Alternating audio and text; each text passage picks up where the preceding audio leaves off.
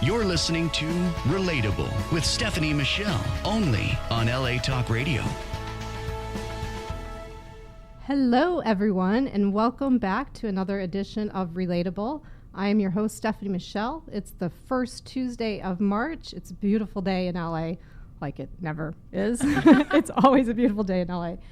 And today is going to be an amazing and exciting and probably informational conversation for some of the listeners. We're going to be talking about identity.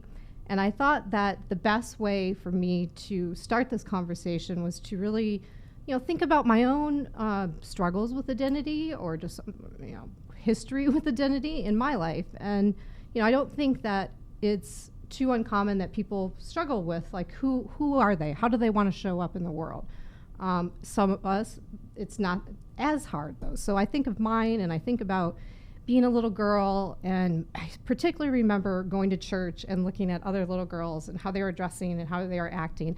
And I felt that like they were being really judgmental and fake, if I can say that as like a 5 or 6 year old. And I didn't want to be like them. I didn't want to wear little floral dresses. I didn't want to act like them, look like them. And I remember being sort of rebellious about this. I want to have my own style. But I knew I wanted to be a little girl. I just didn't want to be that girly girl wearing pink and purple and Laura Ashley prints. Like that, I was not having. Later in life, if I think about, like my sexual identity, I definitely leaned towards boys. I knew I liked boys in high school. I thought they were idiots, but I knew that there was something going on there that I wanted to learn more and check out. And then probably the most pivotal identity issue or struggle that I've had was more in my career. So in my early career, thinking about what kind of woman I wanted to be in the business world. And when I looked around and I was in the corporate world and I looked at what archetypes of women were really climbing the ladder, I saw two. One was this like hardcore, let's compete as a man, let's wear a man suit and tailored kind of bitch on wheels, that because she's being bossy and acting like a guy, and she'd get that kind of category, that theme around her, which is ridiculous. But I didn't really identify with that. I didn't want to be a woman that competed like a man. I still wanted to be feminine. And then I would see the other side of that, which would be the woman that's doing anything to get ahead, wink, wink. And I knew I didn't want to be that, but I still want to show up like this. I want to wear a dress. I want to, feel sexy and feel good and dress for myself and not have to conform for the business world. So this is probably why I'm an entrepreneur, because I didn't conform very well, but that for sure was a struggle of identity for me. Now I try to think about how much more difficult that would be if I didn't identify with the gender that I was given at birth. And I think that those struggles were enough. Like I look back and go, I didn't really have support, and they were pretty hard, but I can't even imagine how difficult it would be if I didn't identify with the gender that I was given at birth. And I know there's evidence out there that it is difficult, and families, parents don't know how to have conversations and talk it out, because the evidence is there's a 40% suicide attempt rate in the LBGTQ community. And 40% of homeless youth are also trans. So somewhere they're not able to talk this out and be who they are, and that's just ridiculous. And we're going to have a conversation around that and really talk this out and put a platform out here to show people what this looks like. So that brings me to my lovely guest, this lovely couple. So let me introduce my guest. So Justin here is on my left. Justin Hanenberg is a New Jersey native. He's from Dutch-Hungarian roots. Music has been in his family and his first love. Justin sang at Carnegie Hall at 8 years old. That's amazing. His musical background would become the foundation for intrigue in medical science and philosophy. Justin received his undergraduate degree in education through a joint degree at Monmouth University and Rutgers University, where he continues graduate education in clinical laboratory science. He's been published in medical publications, including Blood Journal and American Journal for Clinical Pathology. He currently is a technical specialist for one of the industry's leading names in IVD medical devices. That's Justin. Nicky Endres has long defined convention. And Nicky usually uses the prefix mix, so MX, so not Ms. or Mr., because it better represents who she is. She's a trans feminist, genderqueer, gender fluid. Don't worry if you don't know what those things mean, because we're going to talk them out, right, Nicky? Gender fluid, martial artist. She was an adopted child. She's always challenged cultural categories to forge her own way. She's a character actor with a specialty for gender transformation. She has been cast.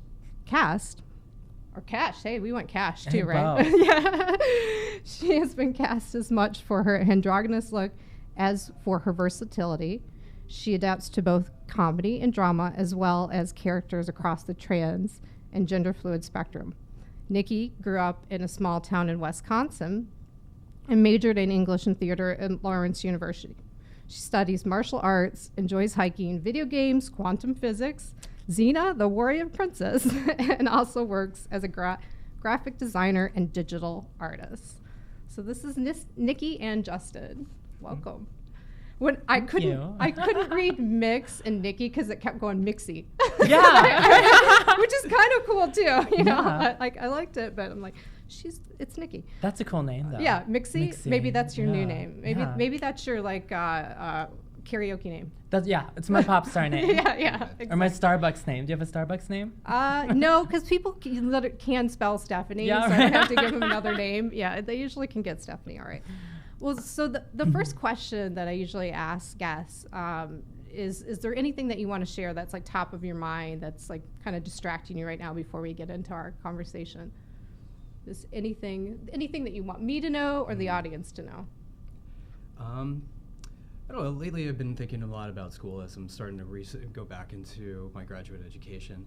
And it's interesting. I just had a dream about it last night. Like I was like back in school, but it was undergrad. But I'm like, wait, I'm too old for this. No, I can't join your fraternity. No, I can't go to this 101 class. But you can't get into your locker. Do you have those dreams too? No, we didn't ever make anything into the dorm room, so I never got to saw that part of anything. But yeah, you know what? Even as you mentioned it and thinking about career, as I'm kind of going back into things and like, where am I going to go with this? And it's an interesting part where career identity is something that has always been on my mind, and it's always kind of shifting or morphing, or I find new ideas and things that kind of inform different like interests or ways I want to go. So it's just been on my mind lately. That's what I'm thinking about a lot. That makes sense. Yeah. Nikki, do you have any top of mind? Did you have a dream last night? I didn't. I'm sure I did, but I never remember them. But something that, as you were sharing, I'm thinking, oh my gosh, that's something that I simultaneously take for granted, but also have been really focused about forever, as long as I can remember. Because like when you're in entertainment and your person is like the primary capital through which you make your living, it's I guess something I take for granted how much I actually do think about it. Yeah. Yeah. Well, so if the audience didn't get this, you guys are a couple. So Yes. tell me, yes, I already know what kind of couple you are, but I say that you just like lit up. Tell me that. Tell me your couple story. How did you meet? Why does this work? You know, talk to me about that. Okay. Yeah. Well, yeah. I'll start. You could we like to share. This interaction also shows you they're a couple. You come on, baby. You go.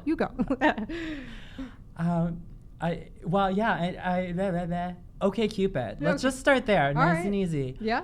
Okay, Cupid. We live in an age of digital media, social media, online dating. I do not work for OkCupid. I'm not, trying to promote them in any special way, but quite honestly, the way, it's not just the metadata and I guess, whatever kind of logistical things they've got going on that are cool, but I think it's the way we answered the interview questions Okay. or whatever that. So more just advocating. I really like them as an online dating source, and things that I would mention are, one, I just genuinely enjoy. For those listeners who aren't aware or familiar with it, the platform is a lot of it's answering questions, and is it important to you? Is it not important to you? What would you say, yes or no to this? How do you feel? And you don't have to answer everything publicly. You can hold the private answers, and then it matches you up based on if you're a friend, an enemy, a match, that sort of thing. And one thing that I had learned from using it is I used to answer questions based on like what I wanted people to think of, like, oh, maybe I don't want to answer this way. It might seem a little too one way or another, or I don't want to be perceived a certain way. But then the next time around, I said, you know what, I'm not doing too good here. Maybe I should answer questions the way I'm actually thinking and what I actually believe. It's also a process of identity, right? Like what topics, what themes, what values and beliefs do I want to identify with, right? Mm-hmm. And I will actually say, I will promote them for this. Yeah. They allow you to have, I think, 5 gender identities from like a list of so many. So what I love about that is not only empowering you as an individual to state your identity in multiple dimensions, but give all users exposure to the fact that, oh, wow, there's like 40 different like genders I can choose from. And you don't see that in other dating sites? Is this like something that they've really done well for the... Not in my experience have I seen it other places, or at least OkCupid has been the most versatile or covering a lot more ground and allowing for, a different one. It's like, bisexual, pansexual, works both ways. I'll take both, sure. I'll try it. All right. Well, so you met on OkCupid, and why did you know, or when did you know this was going to work as a couple? Like, what was the magic moment? Gosh. For me, it was so just against I am a really pragmatic person, kind of cynical, super analytical. But on our first date, we went at a restaurant or something, right, for lunch, and I saw him just sitting there, like, waiting for me. Of course, I was late, so I was already making, like, a poor example. How many drinks did you have before she got there? I think I had a cup of coffee. Okay. I think we started with a beer, but I'm just like, I just saw him, and I'm like, oh, I'm in trouble. Oh, there was just, I guess, an intuition about, I don't know, it was so against my own character that I gave it extra weight, because normally I wouldn't react that way. But, what were your thoughts, Justin? Well, I was still in the process of coming out when all of this was going on, and this was kind of always knowing that I wasn't straight, but not, and this was the first time that I was ever in a place of, I guess, either entertaining that or coming towards a level of acceptance. And so a lot of it was just me stepping out of my comfort zone and feeling like, all right, let's do something different. Let's try something new, and being really open to the idea of just going down different paths. And so for me, a lot of it was, one, just having just genuine intrigue of these new avenues and new levels of exploration, but also still very much in a place of, what am I doing? And it's like a lot of it, for very much, you're kind of just sitting, like, hitting the wall. For me, I'm much more, I need to collect data. I need time to analyze it. That's a scientist in you. So I'm still working things out. Results are pending. Yeah. So it took me a little bit, but this one was really great where I'm just kind of, I'm still figuring things out. Not sure where I'm at with all of this, but thanks for taking the ride with me. And when you say coming out, what did you come out as, or how do you identify? I identify as bisexual. Sometimes I'll use pansexual because people like to use that to. What's the difference? They're really so it's a little bit semantics. Okay. If some people will use the term pansexual, pan meaning like across. You think of a panoramic. So all. I think it's all. Just all, overall, everything in between. Because they might hear bisexual as something where and interpret that as saying, I'm only interested in masculine men and feminine women. I gotcha. And that's not actually quite true of what the bisexual would mean. Yeah.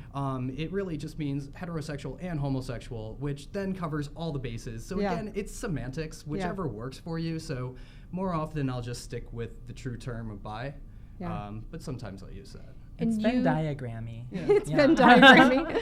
And did you know that he was kind of exploring this before you had your first date? That you knew? Yes. Okay. Yes, we've. I guess one of the things that really makes one of the many things that makes us really work is we have a high value for integrity and communication, and so there were no, or no like crying game type dramatic reveals. Like I was like, ooh, that was no.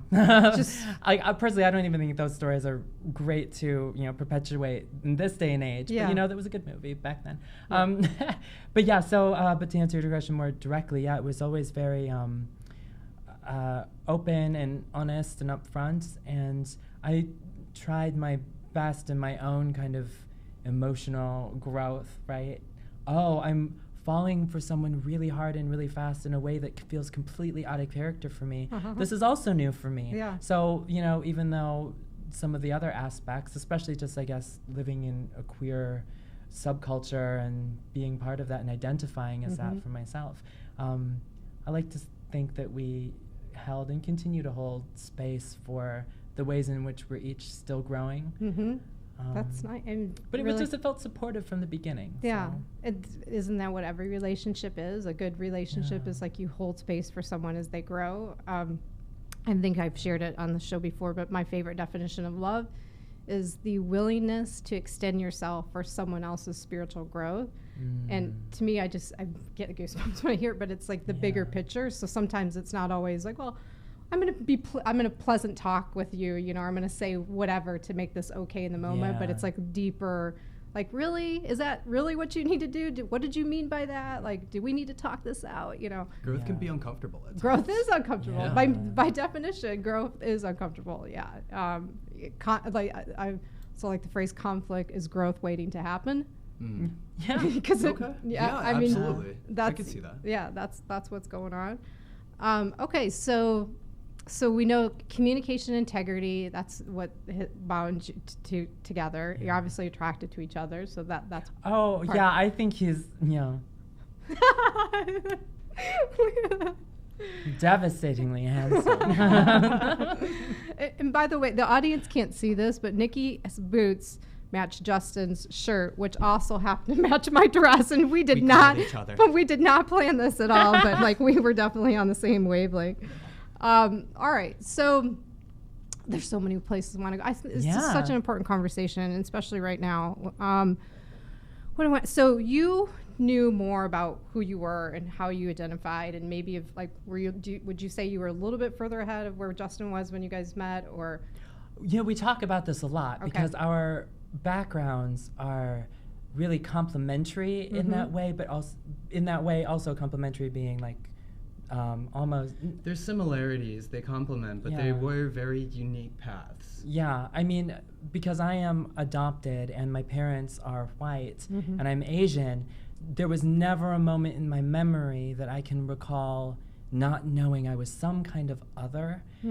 And although I give a lot of credit to my parents for just making sure that was, other was just another kind of way to be. There was no judgment about it. That's amazing. You're not even like you're more special kind of, crap. Because then, you think about, Disney fairy tales. Oh, the hero's always an orphan. So of some kind. But it's true. I guess maybe because I was also just, I don't know, kind of very practical. For me, Otherness just was a way for me to figure out more about who I was, but I had a head start, and I was walking around in my sister's nightgowns calling myself, Princess Nicky, I'm a boy girl. Yeah.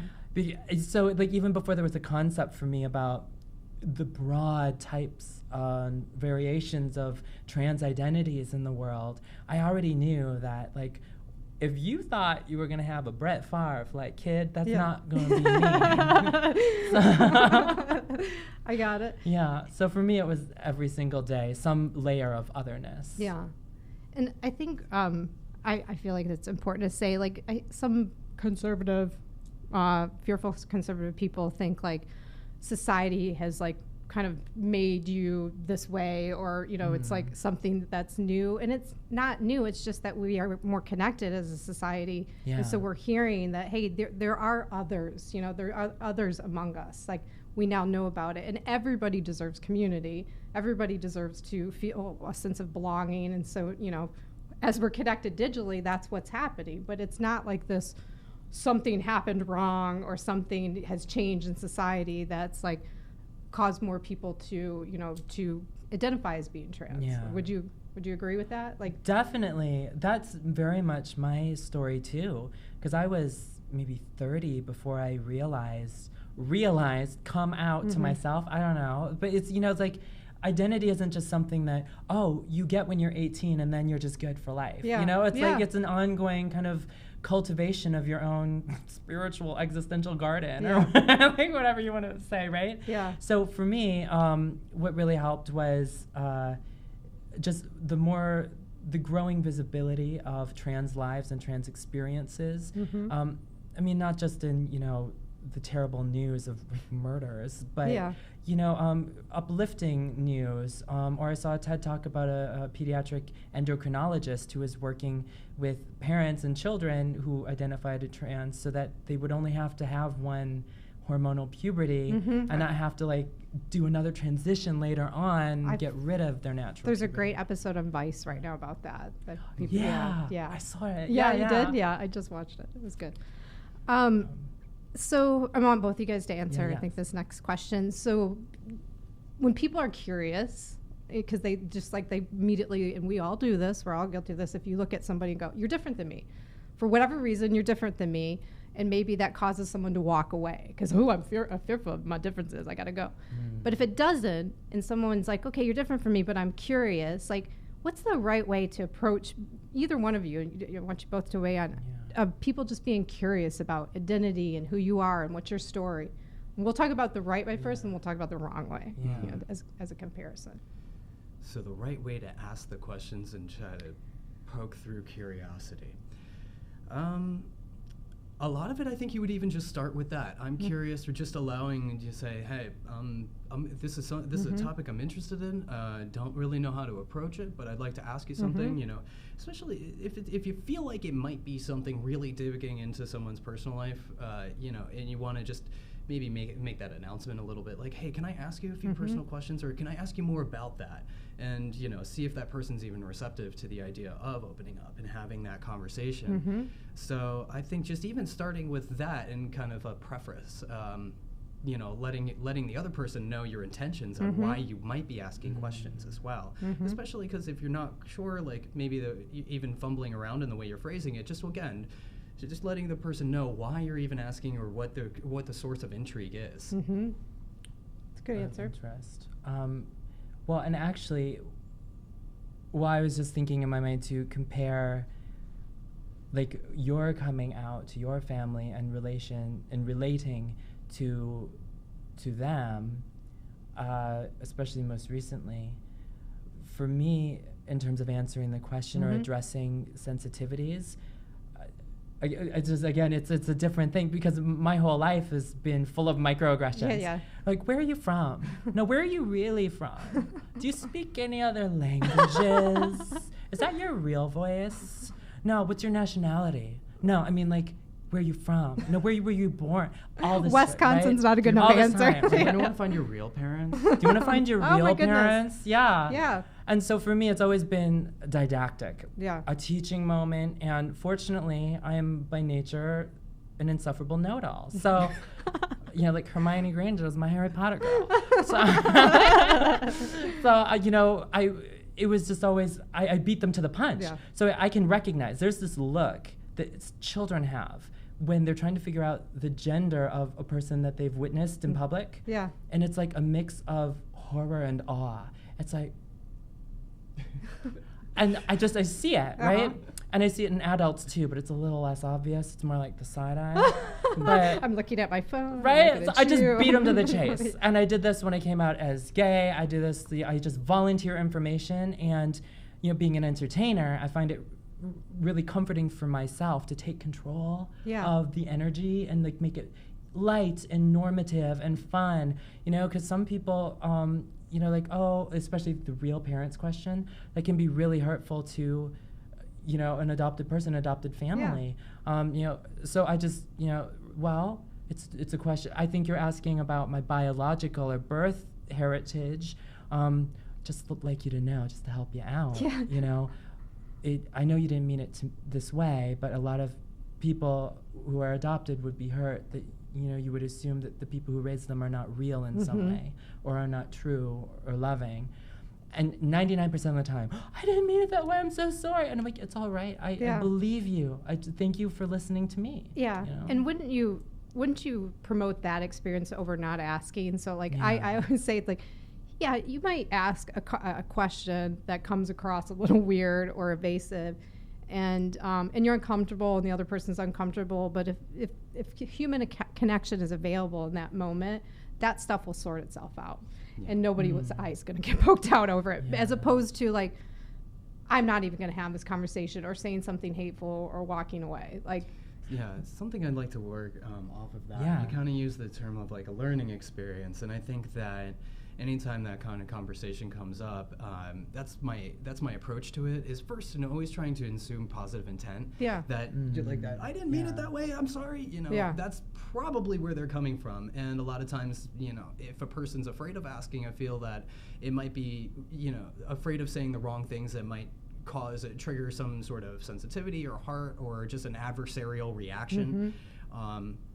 So for me, I always try to take anything as a learning or a teaching opportunity to say, you know what, there's a few better words or another way to phrase that, or actually, you know, it kind of doesn't work that way, or whatever direction it goes. But I just try to not, instead of saying something, you know, just to either stamp out the conversation, or, you know, why would you ever ask that, rather than, you know, to allow it just to be a moment of growth for both people, because it might be the first, you know, for one person to practice the communication skills when they encounter a microaggression, versus the other side of, you know, not knowing how to answer a question, and then having a period of education so that they've learned more about the world.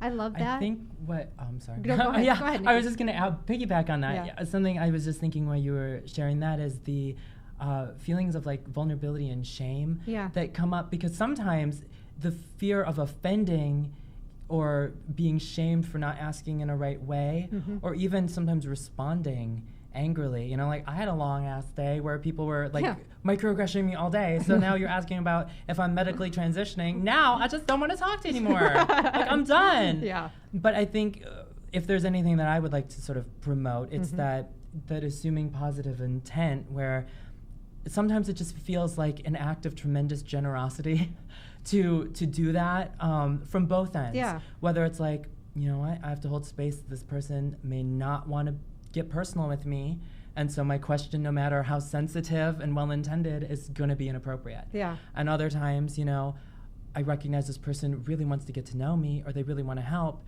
and they're so ignorant, no matter what they say, it's going to be hurtful to me, and I just need to allow for that to happen, right? Yeah. In order to get to the real thing, which is relating, connecting, learning about different people. And I think if people on all sides can, I don't know, practice a little bit more of that generosity of spirit. Absolutely, absolutely. And it sounds like in both of what you're sharing, like you guys have had, because of circumstances, more opportunity to practice that, and so you do lean towards like educating or slowing down and go, okay, here's the signs, I know where this person is.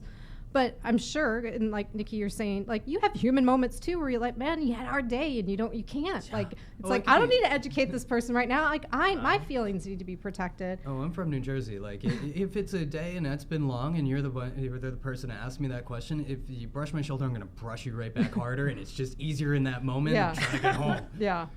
So yeah. Well, so let's talk. So let's get, so we I think we put good context around respectfully curious, like what's really just not the right way to, like, I mean, I could probably answer this myself, but let's talk about it. Like, what really, is there any rules that you tell somebody, hey, don't ever ask that question, or don't do it this way, or, you know, anything that you'd want to put out to say? Yeah, actually, you just made me think of one thing. Okay. I try to not dictate to people what to do or not to do, because it's different for everyone within the context. So I just try to give them information and empower them to kind of use their own reasoning skills. Rather than it's like, don't ask about someone's transition. It's like, well, depending on the context, and if this person is already talking about personal information, right? There are sensitive ways to preface something, especially if you don't know someone. Yeah. First of all, if someone is a stranger, it doesn't matter what kind of identity you are. Just asking about their personal history in our culture is considered invasive and rude. Absolutely. So, I just use a good stamp. It's like, would you mind if I asked you a personal question? Yeah. And sometimes it's what I over plan for it. So I'm like, are you married? And like, oh yeah, that's not personal. Everyone knows we're married. It's like, well, I didn't know. It's like, I love that too. I think it's case by case situation. Like this is what human connection is about. Like, you don't go and ask the most personal question you can think of when you meet someone. And I also would include that in words. Like, so when somebody is using a word in a derogatory way, and then they say like, so I've heard straight people use tranny, and what's another one that's used in a derogatory way? She-male. There's something else I want to like, but like they'll use it, and it's like it's meant to hurt. Like don't ask me if it's okay to call somebody that when you said it in a way that sounds hurtful. Like like you should ask yourself, what did you mean by that? Like it's no different than saying the N-word, or like you have to put some contents around. What is it that you were intending when you use something like that? Because any word could be used offensive, I think, Yeah. So many things. You brought it up a couple times, so I'm going to go there. So someone that's medically transitioned, I'm going to ask this in a different way. So if they've medically transitioned, do they still identify as trans? Are they now?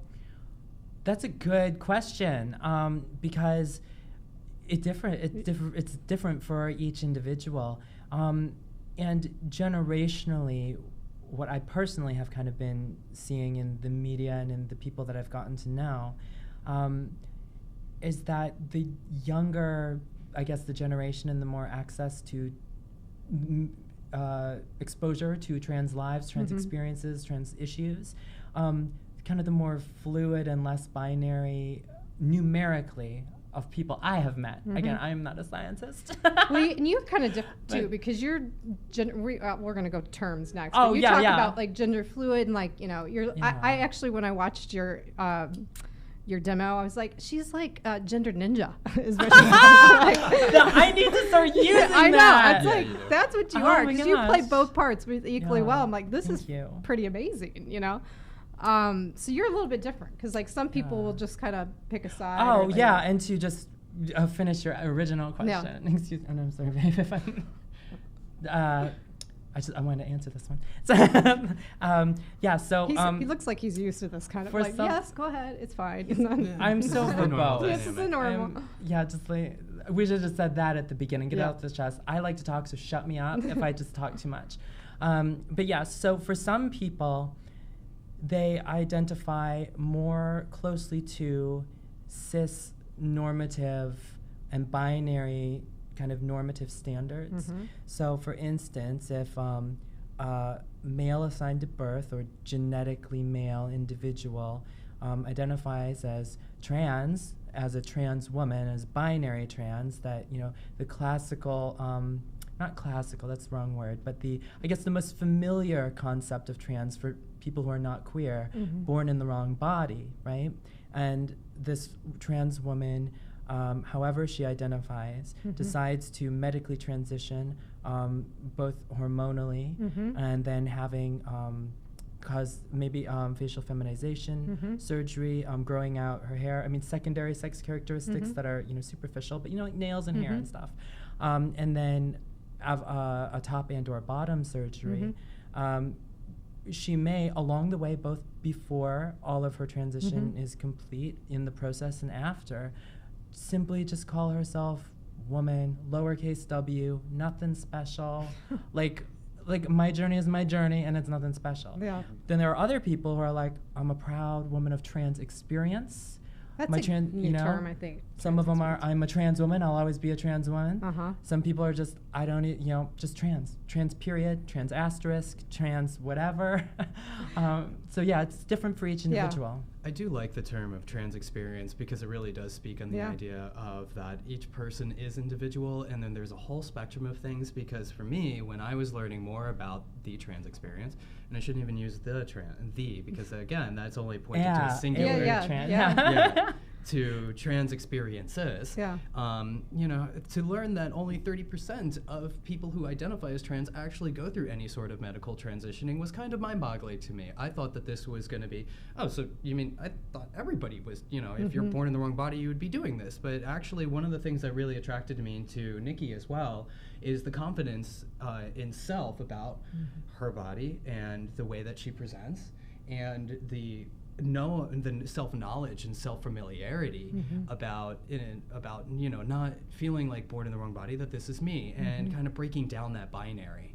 Well, and to be fair, it's by happenstance. It's not like I was a gender revolutionary from a child and made these conscious decisions.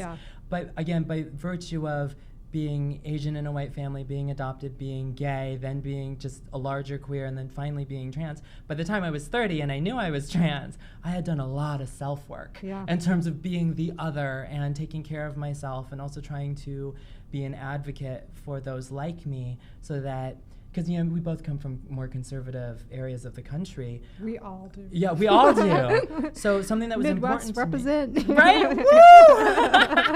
Woo! So as you know, there's an aspect of, sometimes advocacy is really literally just being yourself without apologizing for it. As, vanilla as that might even be.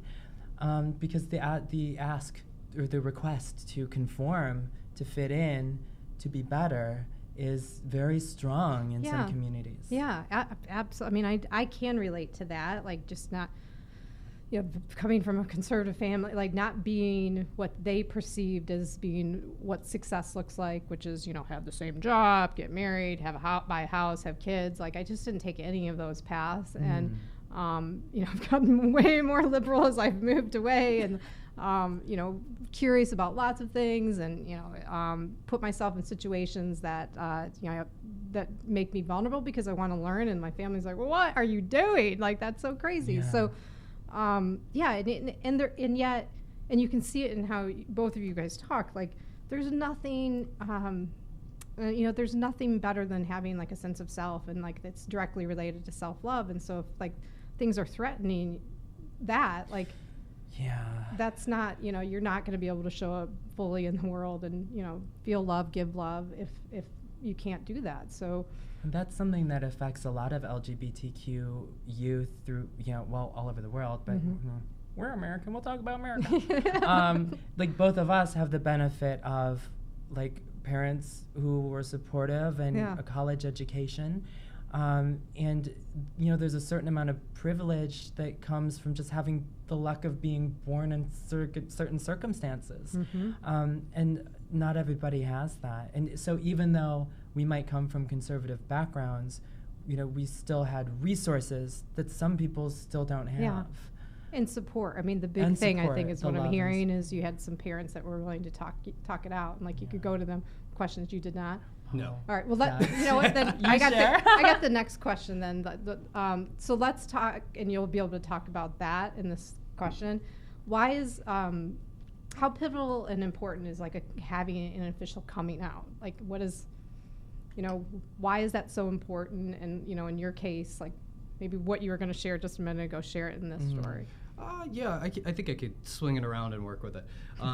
Because got that ball, Justin? Yeah. All right. But I'm going to throw it back a little bit differently than it was. So one of the things that I'm thinking of is, because for me there was a big metaphor. The geography here is a big metaphor for me, because moving from East Coast to West Coast at a time where never really quite fit in where I grew up, always looking for an alternative identity. Things felt really homogenous where I grew up in high school. I remember pulling up a fashion magazine, and first signal right there. and finding the term metrosexual and grabbing onto that, the idea that being fashionable or taking care of oneself, but you're not gay. Yeah. And because I couldn't come around to that. Yeah. But I'm finding myself always looking for something identity, some other way to break out from the more homogenous way, and even getting off on the idea of being divergent. So there's the idea, yeah, totally metal. So there's the idea of the, we were talking a little bit of like, oh, if this didn't happen or this didn't happen, if you did this, then you wouldn't have turned out that way. Yeah. Nah, that's not how it works. I've always been trying to find a way to break out of that shell. And even when I moved to New York was another time of moving from identity and not really fitting in with culture. And then I decided I'm going to move over to the West Coast. I think it might be better for me. And so that brings us to the geography here, where when I moved out to the West Coast is when I had the chance to reinvent myself, to entertain the idea of sexual identity and orientation in a place where nobody knew me and I didn't have any reference point except myself. You can be anonymous in LA when you first get here, right? Yeah, nobody knows like me. The best part of it. So, but you have no reference point except yourself. So you're going to be your own compass. And for that, what I found was now I have this West Coast life where I'm out and I'm exploring this and it's amazing. All the things that I'm learning, but I'm still sheltered back in the East Coast. It's very superficial on all my conversations. Yeah, life is good. Yeah, I'm doing a lot of self-exploration.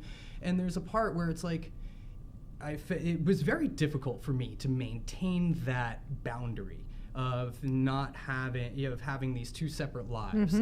Because I felt like there was a lot of really close friends that I had back home that, I want to share something marvelous and amazing that's going on, and I'm not sure how it's going to be message received. So eventually it just kind of comes down to the point where I'm like, you know what, screw it. Yeah, it's just, this is it. This is, put it out into the world, and whatever happens, happens, and I'm gonna work with it because there's really nothing that can pull the floor from underneath me. And what's interesting too about my own experience was it wasn't that bad. Actually, it went over pretty well. To friends or to family? Mostly to friends, but because that was the first group that I had come out to, and some of it was just kind of like, you know what? So I'm bi, okay, and grass is green and water's wet. Move on. What's up? Yeah. Do you want another beer? And family was a little bit different, and but all said and done, if they're not, some of them are like, "Of course you are. I knew. We were waiting for you." Yeah. What I hear, what comes up from you when you're sharing that is we as human beings are hardwired for connection, and it's really hard to authentically connect with someone if you're not authentically showing up, or like having like this little like, oh, I can tell this group of friends this, but I can't tell you this, and it gets kind of confusing, and it's like it's directly against like heart energy. Like it doesn't feel right. It doesn't feel right until you go, hey, whether you accept it or not, like I know that this is the most loving thing that I can do for myself. This is how I need to show up. So how to describe it? Do you want to share coming out story? Why it's important? Why do you think it's important? Philosophically, I think coming out is super important because it's a really self-affirming and confirming announcement to your community or the greater world. Or I mean, if we get existentialist, I mean like your own reality, right? That you know who you are and you're proud of that.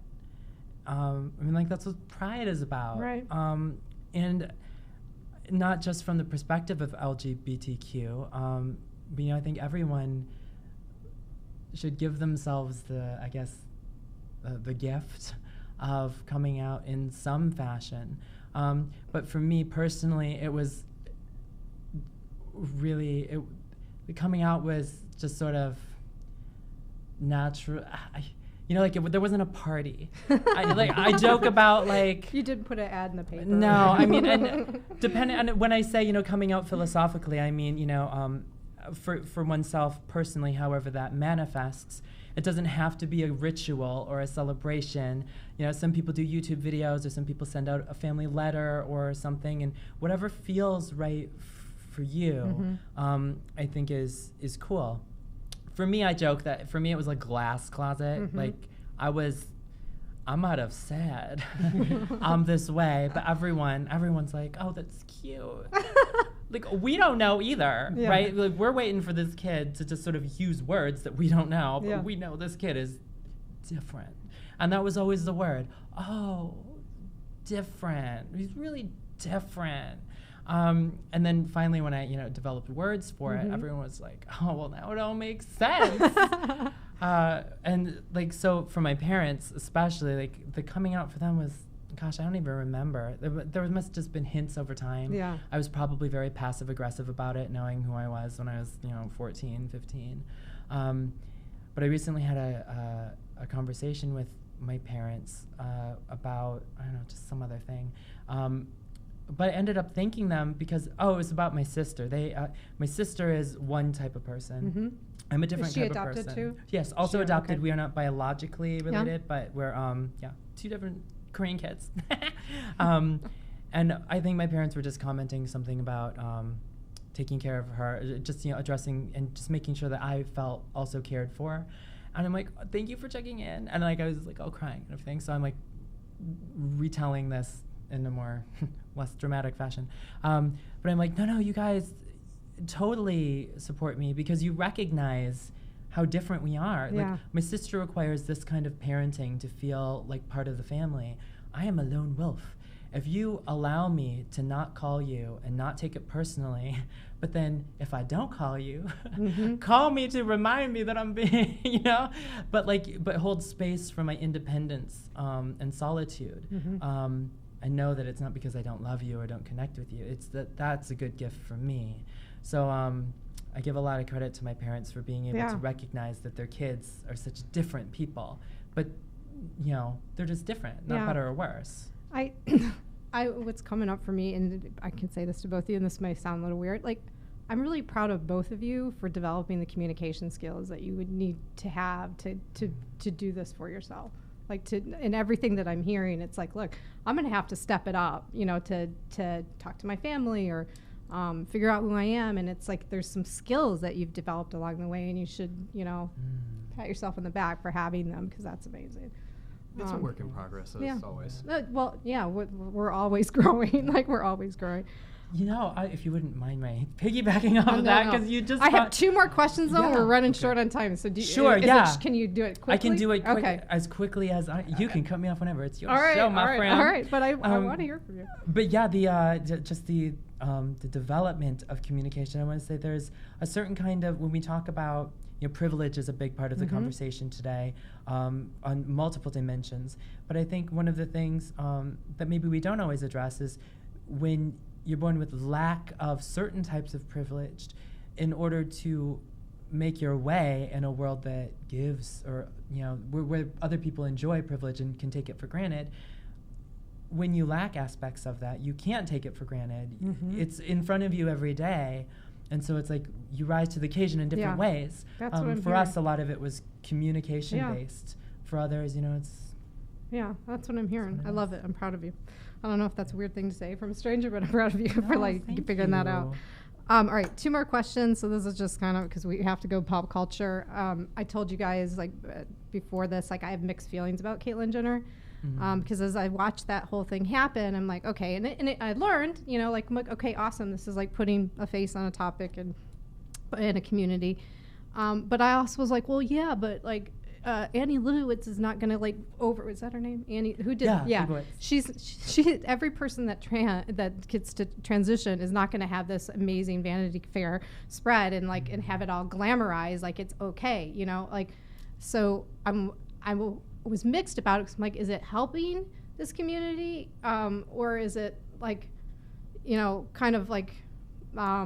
is it unfair to the community to go it's going to be received this well? I don't know. Help me with this. First of all, what do you think of her? You have something. You have. You want to go? No, you have. We'll let you, Justin. You have something. You got to go. I can see that in you. There's a part of me, I have mixed feelings as well. Okay. There's a part of me that sees it and, there it is, Vanity Fair, it's a thing, it is here, it's not going away. And, also great that there was someone who had reverence beforehand as an Olympic athlete, as an American, to be the one that pushes through. Yeah. At the same time, as things have gone, as time has gone forward, and I'm not someone who necessarily keeps up with it, but just you're not keeping up with the Kardashians, Justin? Absolutely not. Thank God. That's a quick way to end a first date. Yeah.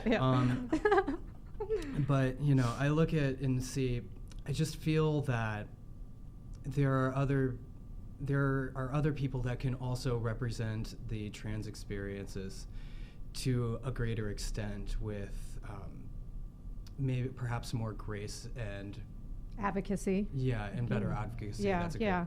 good, It felt a little selfish to me. It's like, wow, Yeah. wow. This is like, you're not addressing all of the difficulties that these kids that are, 40% suicide attempt rate or homelessness. Like, you're not putting any resource you're not using your celebrity to put a face on this issue and then lead people to resources, I guess would be my challenge with it. It's like, it was too Hollywoodized, Yeah.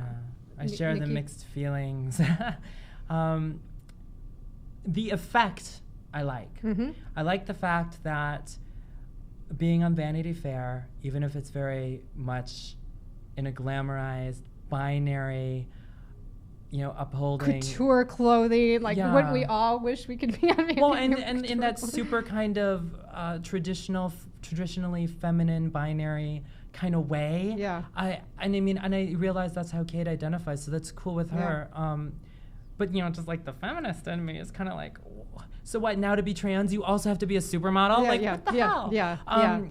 So but what I did like about it was the effect of normalization. That suddenly trans is an everyday word. Someone you know and love is gay. Someone you know and love is trans. Someone you know and love is whatever, right? Yeah. So it's like an official thing. It's a thing now. Yeah. And I like what that did. As for Caitlyn as a public figure, celebrity, I agree. I think she genuinely has good intentions, and she's probably doing the best that she can, but she comes from a super unique perspective. Mm-hmm. And on her show, that has been addressed. But yeah, there's something inherently a little narcissistic that I think when you try to self-appoint yourself like a figurehead Mm-hmm. for a group of people, it doesn't seem as, I guess, genuine or authentic if someone, and I'm not starting like a Twitter battle here, but I'm a huge fan of Laverne Cox, and really in this day and age we all need to stick together. Yeah. I think even though I might personally disagree with certain things about Caitlyn, I still want to be her friend. Yeah. I still think the work she's doing is important. You would want to sit down and have a conversation with her. And Definitely. I would like you're to curious. know her Yeah, as a yeah, person and what she's doing and what she might think I could be doing, Yeah. But for me personally, I follow Laverne Cox and I love her. She's elegant and gorgeous, but talented and smart. Yeah. And she has even said in her interviews how she thinks it's important to sit with whatever she's going through and processing, so that by the time she does say something publicly, it's precisely what she intends and what she wants to put out in the world. Mm-hmm. And I think that kind of self-awareness and self-knowledge and showing how vulnerable and in process you can be says so much more than saying, I'm famous. Now I'm your leader. Yeah. You know what I mean? Yeah, I totally. Thank you for that, because I've had these mixed feelings. I've had no one to talk to them about, and that put some context there. So we are running close to the end of the show. We could probably do this for 3 more hours, and might have to have you guys back. So we're not going to do our fun little questions here, because I really want to hear. Sometimes that's fun. It's magical what goes on there. I need an after show. Listen, I'll do my Bill Maher. The after hours. But what I do want to do is do Heartwell moment. And so on the show, I ask each guest to, think of something that it's a deep desire in their heart, and then kind of attach that to a person, and say something directly to that person. It could be an act of forgiveness, a new commitment, a goal, or just a tribute. And I do this because I want people to see that sharing deep feelings is not that scary, and we all have them, and this is what makes us human and connect, and gives us connection. And then of course I just feel like the more people sharing deep feelings, we just raise the level of empathy, and I'm all for that. Big promoter of empathy. So I'd like for you guys to share if you're okay with doing that. And we only have a couple minutes, so Nicky, you're gonna have to be short, my friend. You go first. Yeah, I'll go first then. All right. You have something? Do you have somebody in mind? Heartwell moment, or just I'm sorry. What was the Like question just then? say something. You don't just want to say something directly to a person. So you're gonna name maybe their first name, look at the camera, and go. I just want you to know that you've been meaningful to me. It could be anything really, a commitment, a goal, just an acknowledgement of someone saying thank you, anything that you want, but to a person. I don't have a specific person in mind, but I have something I'm thinking about. Okay, go for that. And I think about a time back in December when I was visiting family around Christmas and seeing conversations around the table of, oh, so-and-so, you're getting married, or you're dating there, and everyone kind of just, when it came to me, there wasn't much discussion that way of, oh, nobody asked about me. That's okay. I'm all right with that. But everyone kind of give very simple platitudes of, I know you're happy out there, just Hallmark card stuff. Yeah. And what I'm realizing afterwards, I had the advantage of, after kind of pushing through a little bit, had a great conversation with my aunt Patty and my cousin Adaria, who really broke through that surface level of just kind of scratching at it. And what I had found from that was, it's very much a two-way street in communication. I wasn't comfortable to bring it up, and neither were they. And so nobody really knew how to have the discussion, but they wanted to. And from that, I'm learning that I need to work more on how confident I am about communication and just putting it out there, and as well as giving encouragement to the other side that if you want to learn, if you're interested, be there. Yeah. And have that integrity and show it. Say their names again. You want to thank them? They seemed really awesome. Yeah, my Aunt Kathy, cousin Adaria, and Aunt Patty, those three really, they were the first to get underneath that skin level. That's awesome. Yay. I love that. Thank you. Thank you. I kind of want to reach to him too. Or I felt that. Okay. I felt that heart swell. I felt that heart swell. That was awesome. I'm thankful that you have those family members. Nicky, when you stopped gazing in Justin's eyes, do you have something?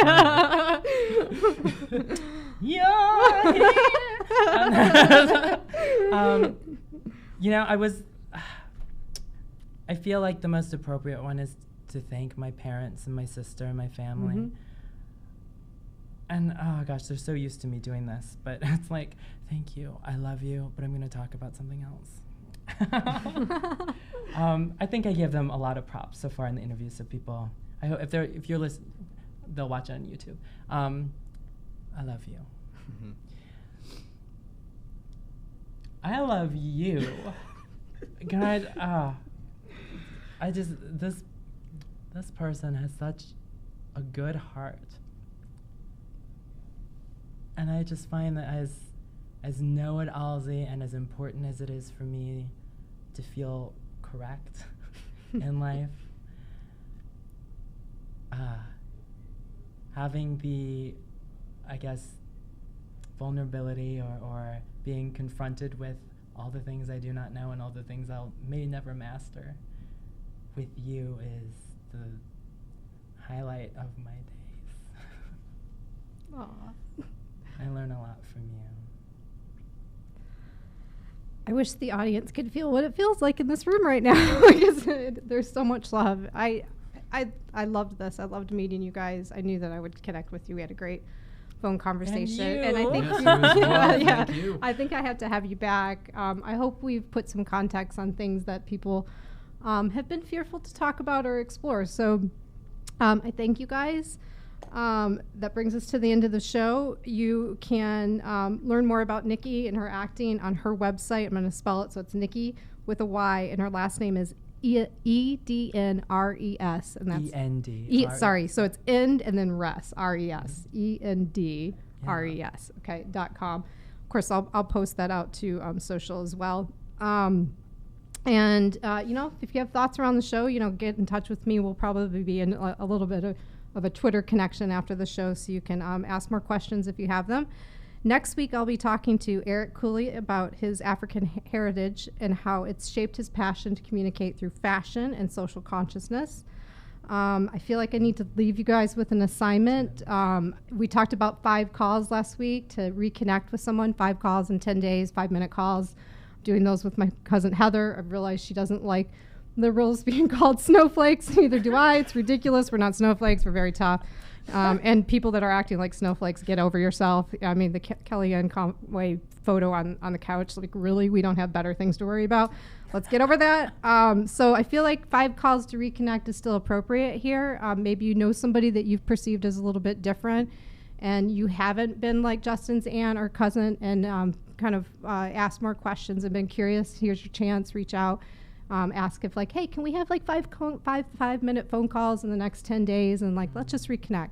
Let me know how that goes. Or, you know what, compliment people too. You know, don't stare at someone and go, oh my gosh, you're so different. You know, find a way to compliment.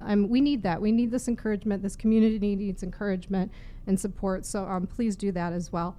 As always, you can tweet me at Love More Now or find me on Instagram at RelateWithSteph. And that is the end of the show for today. Next PSE is March 12th at the Relational Center, so hopefully we'll see you there. That's this Sunday. Maybe this is the trans one. Everybody in this community, come out and see me. We're going to have a really good time relating and connecting. That's it. Happy relating.